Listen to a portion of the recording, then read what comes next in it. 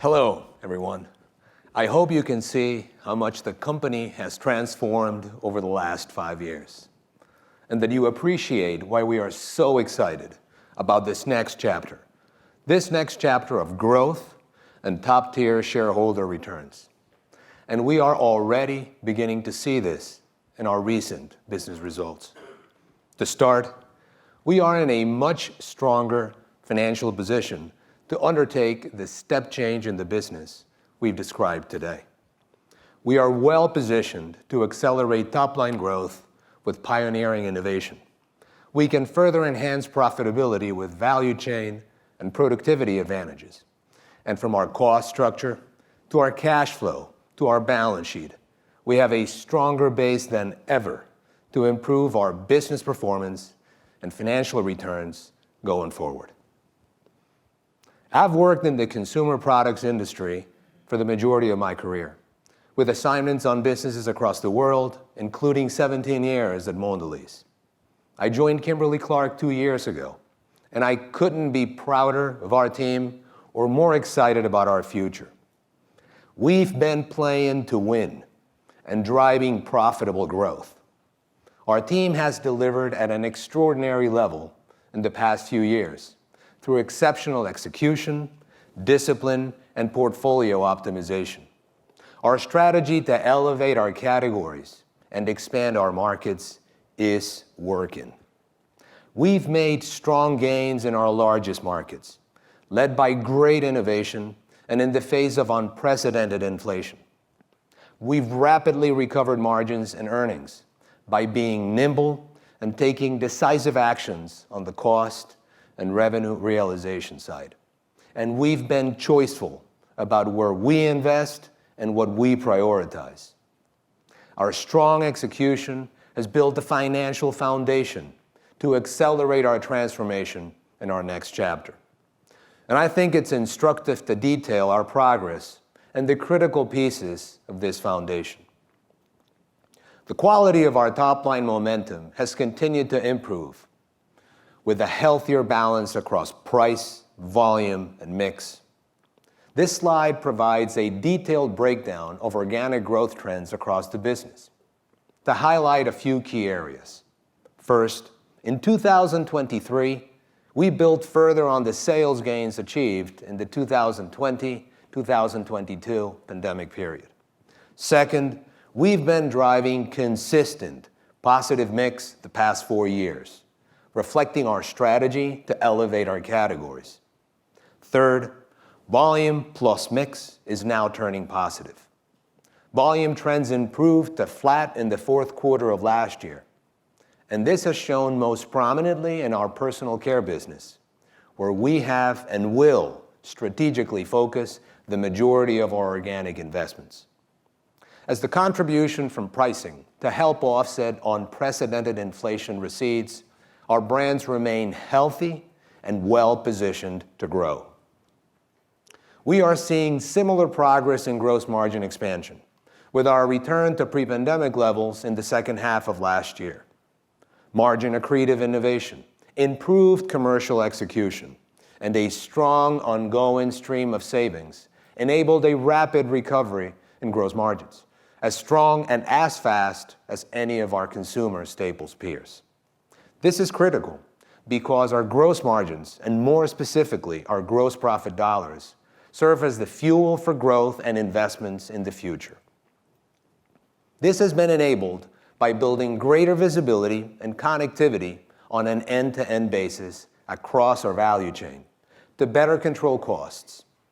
On the front end of our value chain, in procurement, we're successfully employing a combination of better contract structures with suppliers to guardrail cost volatility, developing alternative vendors to improve both costs and efficiency across the enterprise, and expanding hedging overlays where possible, including those that are energy-related. We also decided to exit certain markets where volatility was more pronounced and profitability is disadvantaged. For instance, in the past 2 years, we've exited a private label pants business in the US and the tissue market in Brazil. We also continue to right-size our professional business, including exiting multiple unfavorable contracts. Collectively, these portfolio shaping actions have put us in a better position for stronger, more predictable performance moving forward. Another area that attracts particular attention is our pulp and fiber costs. What you can see on the slide is that our experience during the most recent inflationary cycle was both less volatile and less inflationary relative to both the spot market and the previous pulp cycle.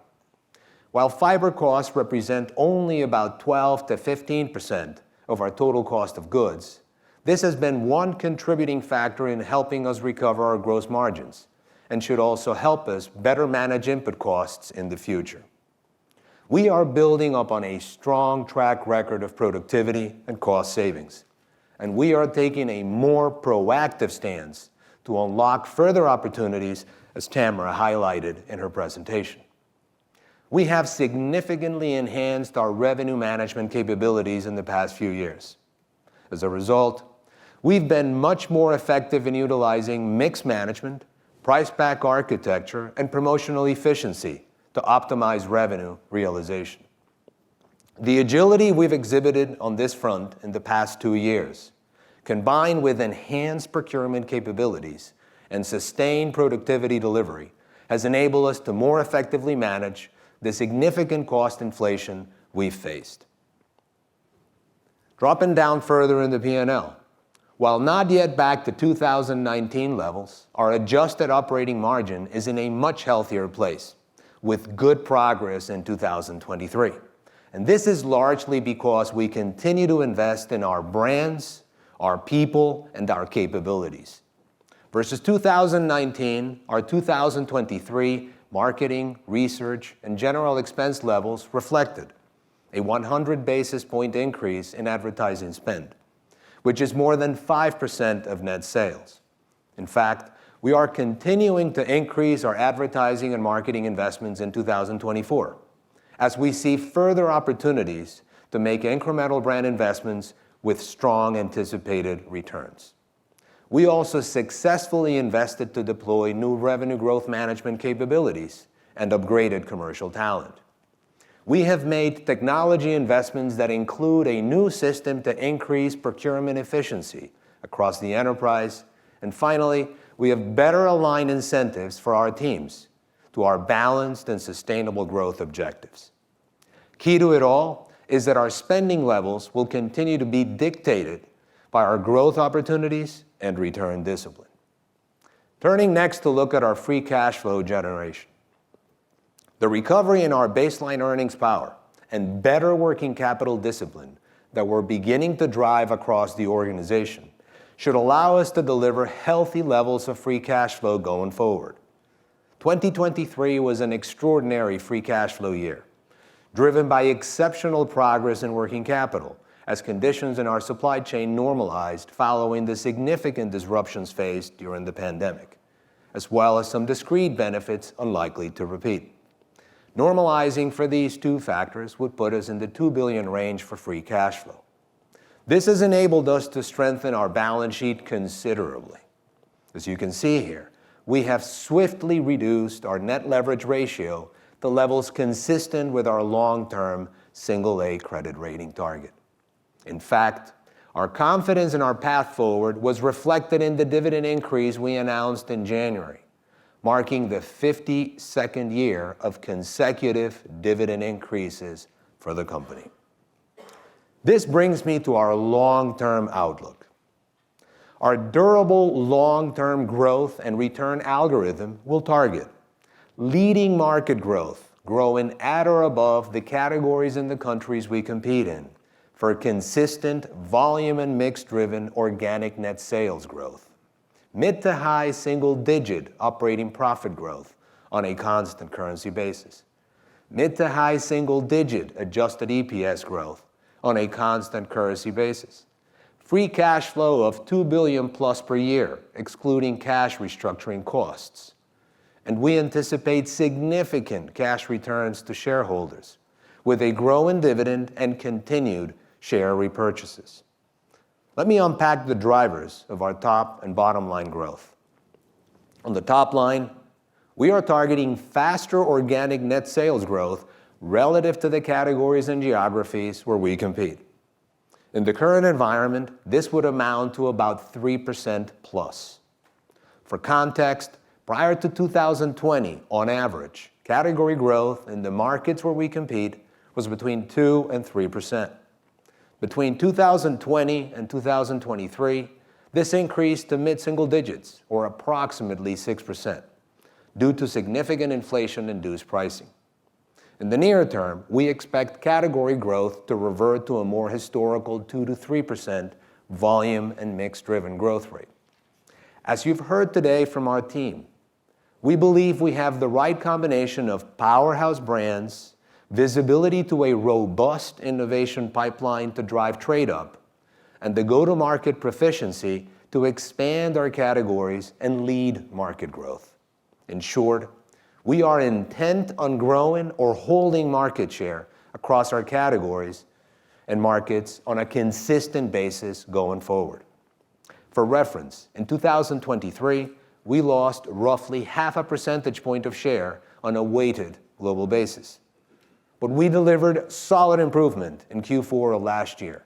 And based on everything we've shown today, we are confident market share performance will continue to improve in the coming years, including this year. At operating profit, as I said, we're targeting mid to high single-digit constant currency growth that will be driven by 3 factors. First is the more than $3 billion of gross supply chain savings outlined today that we expect to deliver in the next 5 years. Second, this will be complemented by approximately $200 million of anticipated SG&A savings in the next few years, as we look to hold overhead costs flat. And third, we expect these savings will help fund critical investments to support our growth initiatives, including additional advertising and marketing dollars behind our brands and new product initiatives on a global basis. In sum, we'll be well positioned to drive greater volume and mix-led organic sales growth, as well as meaningful margin leverage. As a result, we would be disappointed if our gross margin wasn't at least 40% before the end of the decade, and operating profit margin isn't at least in the 18 to 20% range. To generate these savings, we currently expect to incur approximately $1.5 billion in costs over the next 3 years, split approximately 50-50 cash versus non-cash. And we see the level and timing of implementation costs to be quite manageable in the context of both our free cash flow generation and capital allocation priorities.